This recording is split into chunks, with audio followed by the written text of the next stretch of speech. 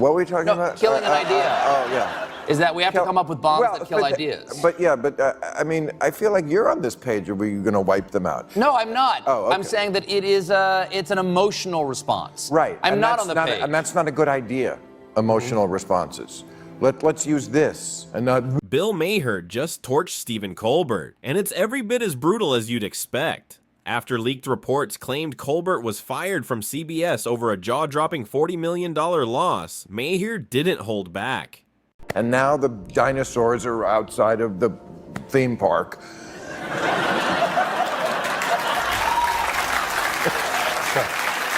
And I do this for a living, and I'm not sure if I follow you there. Okay, but they did. Never one to bite his tongue, Maher ripped into Colbert's legacy, blaming his obsessive Trump derangement syndrome for tanking the show and alienating half the country. And y'all know Maher has been gunning for him for years. This was more than commentary. This was a full-blown takedown. If you love when the truth scorches the screen, smash that subscribe button and turn on notifications. You're not gonna want to miss what's coming next. All the comics that were supposed to put everybody to bed or whatever it is, they all went bananas left. I mean, Colbert, these guys are terrible. Like, Kimmel to me is just maybe friends with him. I know a lot of people that were. I love Jimmy. Yeah, like he is. Colbert and I are not me. friends. Yeah, like those guys to me, they're just the worst sort of partisan nonsense. You want everybody. But the good part of that is we don't hide it. Like, he doesn't like me and I don't like him. And we don't deny it and we don't like it. No, but he's nothing. Colbert? Yeah, he's nothing. He's also very successful. No, but he's just giving the machine what it wants all the time. For my differences with you, I totally respect you. Is well said. Yeah. Giving the machine what it wants. I wish I had thought of that phraseology.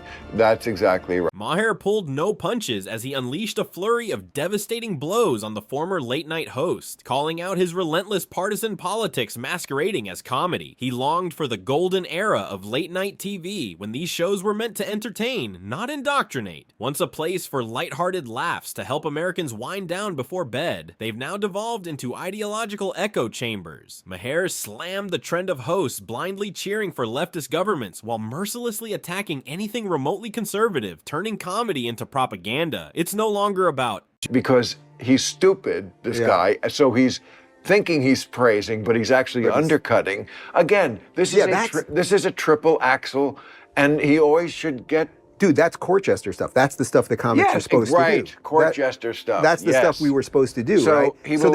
They've all become the reverse, though, right? They've all become suck-up. Maher tongue-lashed Colbert for betraying his role as a comedian and morphing into a shameless sycophant for the left. He accused Colbert of turning a once-iconic late-night platform into a megaphone for woke ideologies. No nuance, no balance. Just pure partisan pandering. Colbert, Maher argued, had abandoned comedy in favor of preaching to the progressive choir, leaving no room for independent thought. He was as woke as they come, and Maher wasn't about to let that slide. Maher then revealed why, despite moving in the same circles and even appearing on Colbert's show. I think I did his show twice.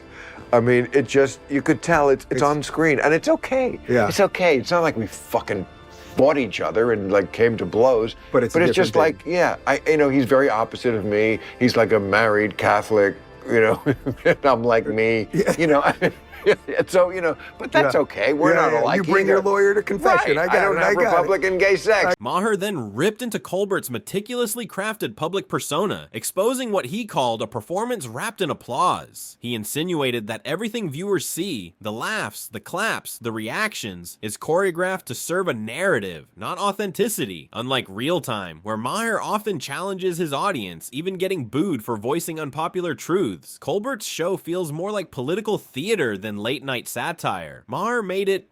And now the dinosaurs are outside of the theme park.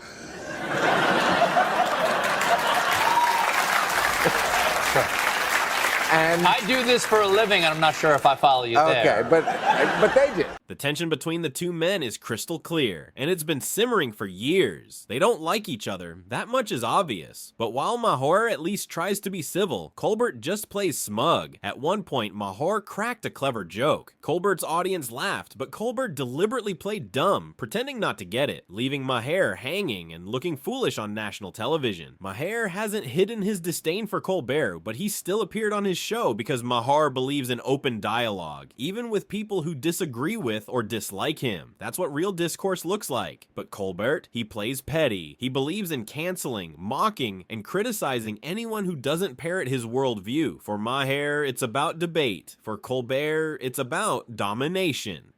What were we talking about? Killing an idea. Oh, yeah. Is that we have to come up with bombs that kill ideas. But I mean, I feel like you're on this page. Are we going to wipe them out? No, I'm not. Oh, okay. I'm saying that it's an emotional response. Right. I'm not on the page. And that's not a good idea, emotional responses. Let's use this and not. Maher then completely obliterated Colbert, admonishing him to use more of his brain than his emotions, because emotions, he warned, can be dangerously misleading. He pointed out that hatred for someone can blind you from ever seeing any good in them, just as blind love can keep you from recognizing the bad. Maher urged Colbert to rise above the tribal noise and think critically. You can still hold strong opinions, he said, but if emotion drives everything, you lose the ability to be fair, rational, and intellectually honest. Even if you're biased, and everyone is to some extent, the goal is to remain level-headed, especially in heated situations. That's the mark of real maturity. It's what separates thinkers from ideologues. You're given $100 million, you lose $40 million a year, but why were you given the job? It's why I always say the thing about, I'm not that interested in what the ladies of The View say anymore. I'm not that interested in what the crazy people on MSNBC say anymore. I'm interested in the corporate layer of it. I'm interested in the people that are running the show saying, okay, we'll give you this to do this. Like whether Colbert knows it or not, he was just giving the machine what it wants. Oh, there's a guy who will literally dance to convince people to get a vaccine that doesn't work. We'll give him plenty of money to do it, right? And there's a guy, Brian Stelter, who will say whatever we want, and then people will wake up and his ratings will be horrible, so we'll fire him. And then he'll disappear for a year and we'll bring him back because not everyone will give the machine what it wants. And there's the inherent problem. That's why going independent really is the only thing that you can do if you're going to be a truly honest player in the space. Anyone who goes into business expects to make a profit, and when losses keep piling up, it's only smart to cut bait and rethink the strategy. That, in a nutshell, is what happened to Stephen Colbert. Despite a staggering $100 million annual budget, he consistently hemorrhaged between $40 million and $50 million. Eventually, CBS made the obvious business call: pull the plug. But the deeper issue, as Dave Rubin sharply pointed out, is why Colbert had that massive budget in the first place. It wasn't for comedy, it was to parrot whatever the establishment wanted. That's why he became a front man for the COVID vaccine circus and helped bury the Hunter Biden laptop story. He wasn't just a host, he was a mouthpiece. A well-paid one at that. Anyway, once the news went viral that Colbert had been fired, Jon Stewart went bonkers. Listen to this. The fact that CBS didn't try to save their #1 rated network late night franchise that's been on the air for over 3 decades is part of what's making everybody wonder, was this purely financial?